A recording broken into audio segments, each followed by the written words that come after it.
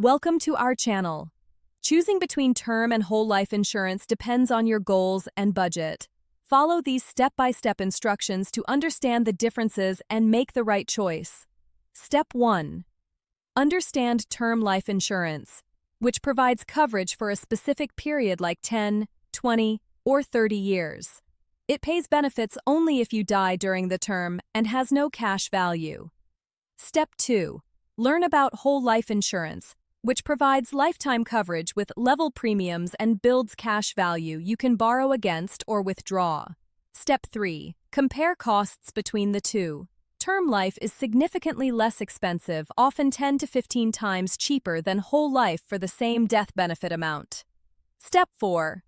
Evaluate your coverage needs and duration. If you need protection while raising children or paying a mortgage, term insurance often makes more sense. Step 5. Consider the cash value component of whole life. While it grows tax-deferred, the returns are typically lower than other investment options, and fees can be substantial. Step 6.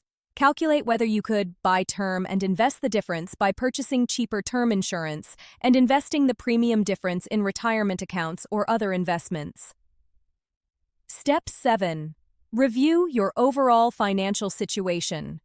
Whole life makes sense if you've maxed out retirement accounts, need permanent coverage for estate planning, or want guaranteed cash value growth. Step 8. Consult with a fee-only financial advisor who doesn't earn commissions on insurance sales. They can provide objective guidance based on your specific circumstances rather than pushing high-commission products.